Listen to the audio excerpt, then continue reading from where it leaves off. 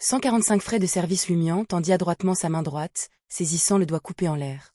Sentant son poids et la chaleur qui ne s'était pas encore dissipée, il fut à la fois surpris et perturbé.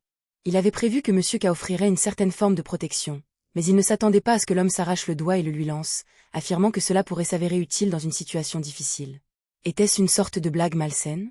Mis à part l'utilité douteuse d'un doigt coupé, M. K ne s'est-il pas inquiété des conséquences potentielles de la remise d'un morceau de sa propre chair? Dans le monde du mysticisme, la chair et le sang détenaient un pouvoir important.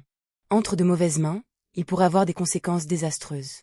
Personne ne voulait devenir la cible d'une horrible malédiction sans raison. Étant donné les formidables capacités de M. K et sa connaissance du mysticisme, au point de pouvoir agir en tant que notaire, Lumian soupçonnait que l'homme avait un moyen d'annuler les divers dangers associés à la séparation de sa chair. C'était pour cela qu'il avait osé se couper le doigt et le lui remettre. De plus, le doigt détaché était clairement imprégné de magie. Je me demande si je peux échanger la perspective de rencontrer le fantôme de Montsouris avec M. K en utilisant Fallon Mercury, faisant couler du sang en coupant ce doigt. En tant que roi farceur de Cordu, Lumian n'a jamais été à court d'idées non conventionnelles. Réprimant l'envie, il déplaça son regard du doigt vers M.K. À présent, M.K. avait régénéré un nouveau doigt, légèrement humide et recouvert d'une peau délicate et claire. « Merci » murmura Lumian, rangeant le doigt coupé dans la poche de son uniforme d'ouvrier bleu ardoise. M.K. a fait un bref signe de tête et a dit « Vous pouvez partir. N'oubliez pas notre accord. » Encore une chose. Lumian a produit le collier de diamants. Pourriez-vous m'aider à déterminer si c'est vrai ou faux? Je dois l'échanger contre de l'argent. Il devait déjà une faveur à M. K. Cela ne le dérangeait pas de devoir un peu plus. Et s'il ne pouvait pas rembourser la dette? Au pire, il se vendrait à l'organisation derrière M. K. C'était la fin de partie de Lumian. M. K a ordonné au préposé qui avait conduit Lumian sous terre de lui passer le collier de diamants et de l'examiner. Du coin de l'œil, Lumian pouvait voir une lueur dorée émanant des ombres sous la capuche de M. K. Après quelques secondes, M. K a rendu le collier au préposé. C'est un faux. Le savoir-faire est cependant assez impressionnant. Il vaut 50 verles d'or. Très bien. Lumian n'a pas pris la peine de cacher sa déception, ajoutant « J'ai aussi besoin d'un jeu de papier d'identité. » Après avoir reçu l'affirmation de M. K, Lumian a quitté le 19 rue Scheer et a pris une voiture publique pour retourner au marché du quartier du Gentleman. Ses pensées oscillaient entre rejoindre un gang sans éveiller les soupçons, réfléchir au but du doigt coupé et trouver des moyens d'amener les prêteurs sur gage à payer plus pour le collier de diamants contrefait, au moins 30 verles d'or. Au milieu de ses pensées, une idée commença à se cristalliser. Simultanément, il prévoyait de trouver avant midi quelques refuges dans le quartier du marché du quartier du Gentleman et dans le quartier du jardin botanique, du genre qui ne nécessitait pas d'identification. J'ai encore 850 verles d'or et 24 copets sur moi. Après avoir réservé les 400 restants pour le courtier en information Anthony Reed, il me restera 450 verles d'or. Je peux louer 2 ou 3 maisons sûres. Lumian a soigneusement calculé ses actifs restants. Il pinça les lèvres, ressentant l'urgence de laisser le doigt coupé de M. K à l'auberge du Coq Doré avant de réserver une chambre. À 15 heures, Lumian avait trouvé des chambres dans le marché du quartier du Gentleman, rue des Blouses Blanches, et dans le quartier du Jardin Botanique, rue des Pavés, dont aucune n'exigeait une pièce d'identité. Naturellement, une telle discrétion était payante. La première n'était guère meilleure que la chambre 207 de l'auberge du Coq Doré, qui coûtait 6 verles d'or par semaine. Ce dernier, plus proche de l'appartement loué par Ostatrul, voisinait avec les ouvriers des usines du Sud et coûtait 10 verles d'or par semaine.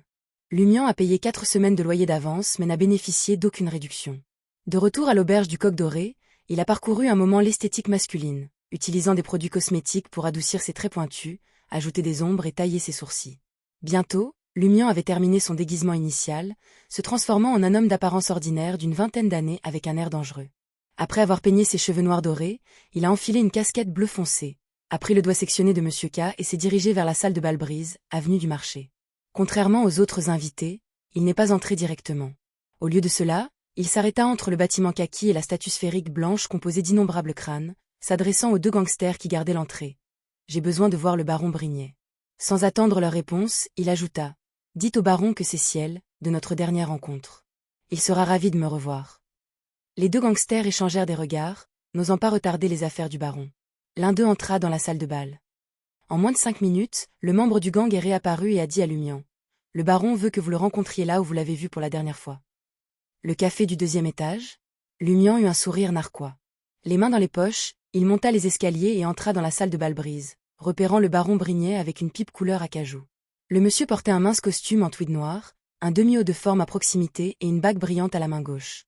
4 voyous l'entouraient. « Asseyez-vous. » Les yeux marrons du baron Brignet scrutaient la pièce, son sourire indiquant la place en face de la table. Lumian s'est approché et s'est assis, étudiant les traits nets du baron Brignet et ses cheveux bruns naturellement bouclés, et a dit « Bon après-midi. Nous nous reverrons. » Le baron Brignet tapota la base de la pipe en souriant en demandant « Qu'est-ce qui vous amène ici ?»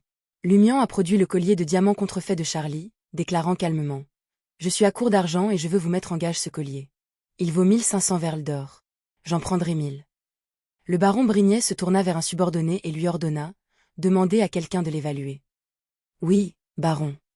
Un voyou avec des bleus visibles sur le front a quitté le café. Brignet évalua à nouveau Lumian, hochant la tête en signe d'approbation. Pas mal. Vos compétences en maquillage ont parcouru un long chemin. Bien que toujours imparfaites, vous n'êtes plus aussi facile à reconnaître. Merci pour le conseil, sourit Lumian. L'esthétique masculine est une véritable ressource. Ils ont échangé des bavardages jusqu'à ce que le voyou qui avait quitté le café revienne avec un homme d'une quarantaine d'années, vêtu d'un costume formel et d'un nœud papillon, portant une boîte à outils. Après avoir évalué le collier, l'homme s'est approché du baron Brignet, a posé le collier sur la table et a murmuré « C'est un faux ». Instantanément, tous les voyous présents ont dégainé leurs revolvers. Le baron Brignet observa Lumian, qui ne semblait pas perturbé par la déclaration de l'expert ni par les agissements des voyous. Son sourire n'a jamais faibli alors qu'il faisait un signe de tête à l'évaluateur. « Vous pouvez partir. »« Oui, baron. » L'évaluateur sortit précipitamment du café. Le baron Brignet posa sa pipe d'acajou, jouant avec la bague en diamant qu'il avait à la main gauche. Il demanda à Lumian, toujours souriant. « Saviez-vous que ce collier était contrefait ?» Lumian sourit également. En effet. Avant qu'il ait pu terminer, les voyous ont braqué leur revolver sur lui. Intrigué par le sang-froid de Lumian, le baron Brignet demanda « Pensiez-vous que je demanderais à quelqu'un de vérifier l'authenticité du collier ?» Le sourire de Lumian est resté stable. En effet. Les yeux du baron Brignet se plissèrent. Sachant tout cela, pourquoi tenteriez-vous encore d'emprunter 1000 verles d'or avec un faux collier? Qu'est-ce qui vous fait penser que j'accéderai à votre demande? Lumian se releva lentement, sans tenir compte des revolvers pointés sur lui.